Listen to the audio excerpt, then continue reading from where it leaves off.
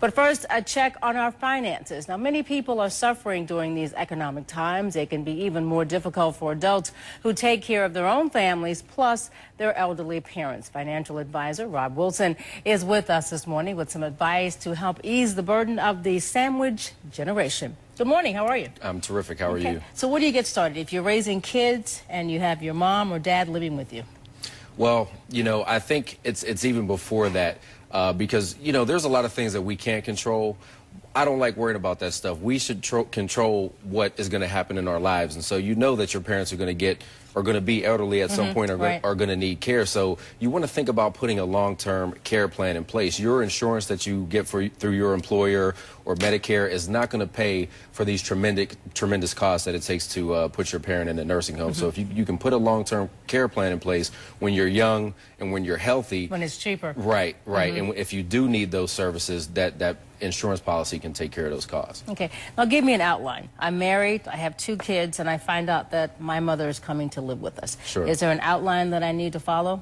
I think there is. I mean, first of all, you want to understand what their financial picture looks like. What kind of assets do they have? Where are they? Do they have a will, a living will, or a trust? Or you need to understand what all those issues are, because you may be the person who's going to be responsible for making those important decisions in the future. So I think that's where you start. There's also Medigap insurance that you can have your parents purchase, which will cover some of those expenses that, say, Medicare doesn't cover, like co-pays and deductibles and so forth. So that's something that you can put in place. Also, if your parent doesn't want to live with you, if they do want to stay in their home, you can think about doing a reverse mortgage, which is where your parent can take a loan on their home and get income from that every month, and they do not have to pay that back until they either move out of the property or they pass away or they decide to sell the house. So that's some way that they can get have some income. Do you still own the home when you do a reverse mortgage? You do still own the home, but there is a loan on it, so once they move out or pass away, typically the house is sold to pay that loan back. Okay. What are some of those mistakes that people make?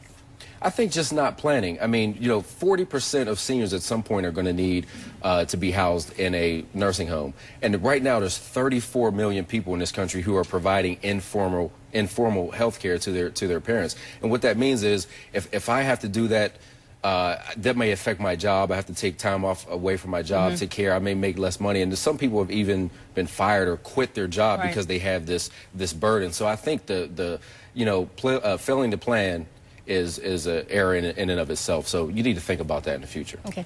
Now, is this something that young people should think about, like out of college when they get their first job? Like, my parents may live with me. I'm going to be married one day.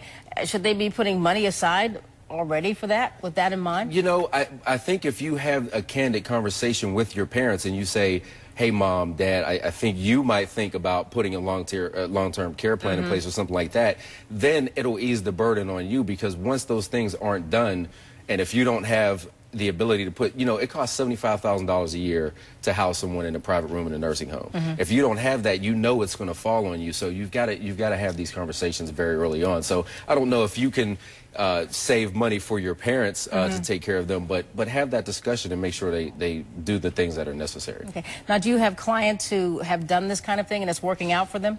I have, and I tell you what, I mean, this is really near and dear to my heart.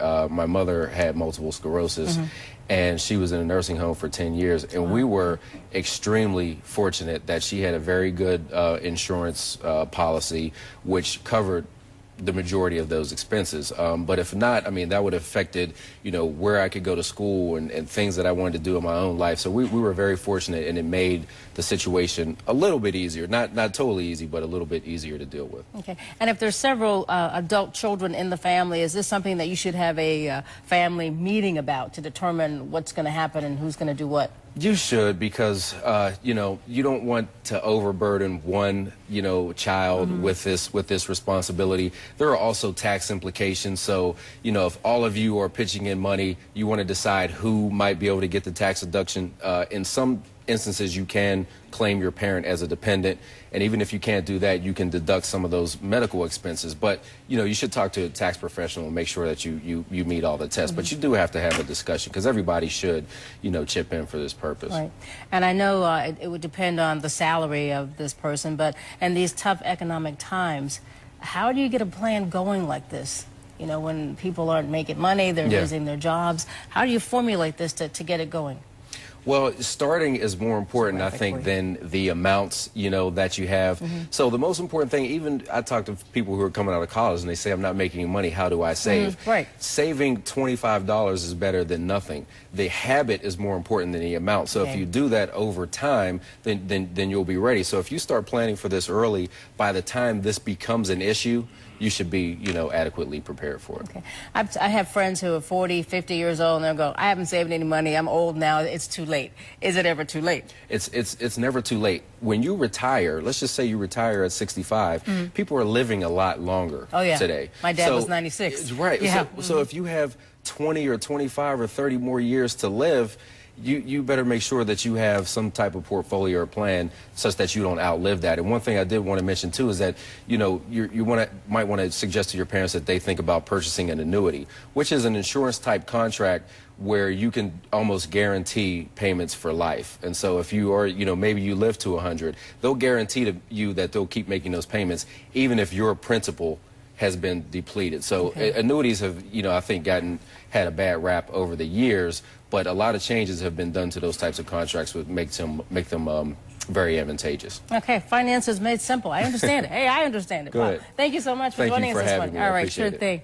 Okay, now for more financial advice from Rob, you can check out his website. We have a link for you at kdka.com/PTL.